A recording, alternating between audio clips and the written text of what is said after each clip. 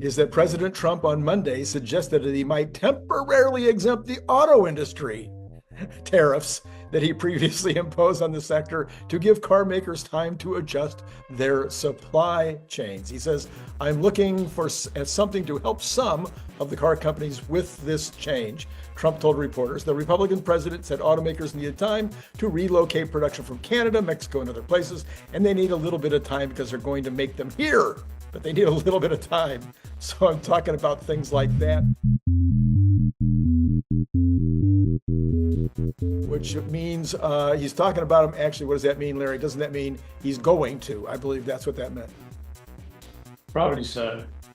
I mean, one product at a time, he's going to roll back his tariffs, is my judgment. Yes. I think this tariff thing is a storm in a teacup. There you go. It has to be, because there's no way that he's going to get away with these kind of tariffs. But the real question is where we end with the dollar and with China. Right. Yeah, and the dollar was a little bit up today, and China is still quiet, very quiet. I did do some analysis, Larry. I did ask Grok, actually, what do I know? But I asked Grok a bunch of questions and did some reading, and it sounds like wouldn't be that hard to get the rare earths all produced here. Oh, it would be so easy to get them produced. Okay. So easy. Okay. The problem is there is no end to the bureaucracy to mine. And if you think the federal government can just wave a wand and take it away, no. Even if the states involved, there's all the NGOs involved. I mean, we are in a world of hurt. I've got a very long piece I've been writing for some time about this whole issue of our competitiveness. Right. I listened to Niall Ferguson commenting on the tariffs in a very negative way and commenting on, this administration's strategy with tariffs and talking about pretty much the end of the world. But honestly, he's missing the point. The tariffs aren't the problem. And he says, we don't want to become a manufacturing nation because nobody would want to go into a manufacturing job. He has no idea what manufacturing is like anymore. Manufacturing has changed its face dramatically. Right. And the world has changed completely in terms of, where we're going with manufacturing labor, where we go, and so on and so forth. So there's a revolution happening in manufacturing, and Tesla's at the very forefront of that. And, everything that Elon is doing is at the very forefront of that. But we still have this massive dependency on China, and it has nothing to do with manufacturing. It has everything to do with bureaucracy. And that's why Trump's order today is of such great importance. Which is a great segue, Larry. Thank you very much. The Goldberg rule. Well, so I'm going to start with this. I'm going to say that I think somebody today said that Trump is I'm going to forget the word now. It didn't say he was a revolutionary, but it was almost like that. And I thought, maybe he should actually. Oh, that's good. I was thinking maybe we should refer to Trump as a progressive. I mean, these are progressive policies. These are not progressive in the new meaning of the word, but he's making progress in all of these areas so fast. And I've already said multiple times that he's moved faster on things than I could have possibly imagined. And further, I mean, stuff that wasn't even on my radar, but this might take the cake. Well, it is the Silicon Valley way to move fast and break things. Yep. And very often when you break things, you find out what the problems are with your policies or, with your approach. Mm-hmm. And you revamp. And the classical and the analysts, the professors of history of old, professors of economic history, even Niall Ferguson, who's a hero of mine. I have his book. I have his book right here, The Ascent of Money.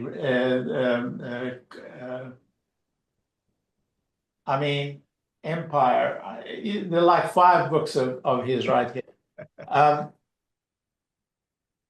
Moving fast and break things is not a bad thing unless you really break something, foundational. Right. And Niall's real concern, Neil, let's call the whole thing off. Neil's concern, he may be right. I mean, we may actually break something that really leads to disaster. But there's no doubt that Trump is trying things out and breaking things. Some of the things he's trying are not intelligent. I'm very opposed to how he rolled out this tariff thing. I'm not opposed to tariffs as such. And I do recognize that there is this amazing imbalance across almost every class of product between US tariffs and the rest of the world's tariffs. I think there's only 1 or 2 countries in the whole world where we have higher tariffs than they have. And I'm not even talking about the so-called, hidden tariffs. Right. Which one can argue about. And there is a lot of information that I've gleaned and that's interesting. It's all in my piece. But he's definitely doing the Silicon Valley, moving fast and break things. And he's broken a few things. Yes. So one of the things that he's apparently ready, and we've known it was part of the way he campaigned, was he says, I'm going to get rid of regulations. But Larry, I didn't expect him to get rid of regulations like this. And so I've dubbed this new order, this new executive order, we're calling it the Tesla Larry rule. Because it's your hobby horse and you've been riding it for a long time. And pretty much since I've known you, I think one of the first shows that we ever did, you were talking about it. Yeah. So let's start. It says this executive order targets the real collusion in America. It's between big government and big business to prevent upstarts from disrupting their comfortable arrangements. This isn't left versus right. It's insiders versus outsiders. And yes. Is fighting for the outsiders.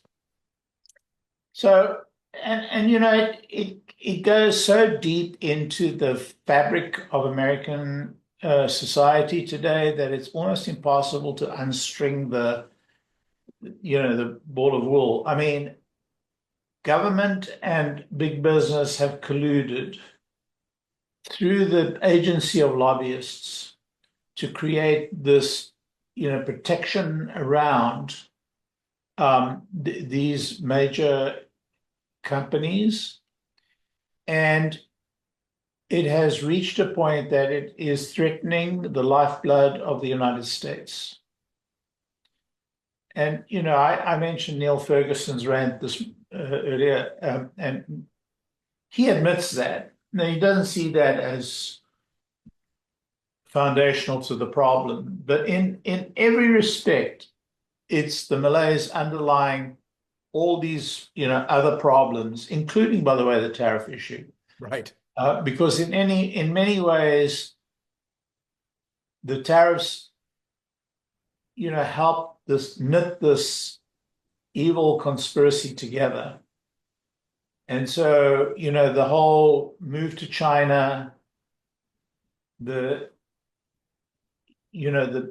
allowing of the Chinese advantage in the manufacturing, all of that is part of this whole problem. I'm not sure how they're going to break it. And you only have to listen to Elon. I know people are going to say, oh, there he goes about Elon again. But Elon says, I'm not interested in tariffs. I'm not interested in government. I mean, he was opposed to the $7,500 IRA payment. Right. He's still opposed to it. Yep. He's opposed to all government regulations, all government assistance to business. And, Tesla has built out this entire charging network without taking a penny from government. Right. Not a penny. They put in the infrastructure before they had the product. They put in the infrastructure before they had the product, and they didn't ask permission. Right. And they still fight tremendous red tape. I mean, to get a connection, there are some supercharging sites that have been up for a year and still do not have a connection. That's just Here in the United States of America. well. Let's go on that. Well, let me just say, as a transition to part two of this, is that Elon has said, get rid of the procedures. You know, Yeah. the best procedure is no procedure. Well, a regulation is a procedure. So to the extent that we can get rid of, and what does he also say? He says you can get rid of these procedures, and then sometimes you might have to put one back. And it's a lot easier than going the other way. Get rid of parts, get rid of processes, get rid of whatever is standing in your way. I mean, you sometimes think this part or this process or this method or this particular piece of whatever it is critical to the part. Take it out. Let's see if the thing falls apart. Right. If you happen to be a big fan of the Cybertruck, you might also be interested in this super fun Cybertruck refrigerator magnet and bottle opener. It is made out of super thick stainless steel, just like the Cybertruck, and it has this giant magnet on the back, so it's going to hold a lot of stuff on your refrigerator. It's an amazing gift, and it comes in that great gift box that you saw before that uses a magnet opener, just almost like an Apple box, you know, like when you get Apple products. You can buy it on Amazon for $29.95, or you can buy it direct from me by sending $25 to paypal.me/Randy Kirk, all in lowercase letters. Please indicate whether you want the stainless steel look, or maybe you'd like to have this very clever camo version. And then if you're not in the US, please add $20 for freight. If you'd like more than one, please check the information below to get pricing, as well as all that information I just told you will be repeated in the information below. So once again, think about joining the channel, getting the up-to-date Tesla news every single day. I think you'll be glad you did.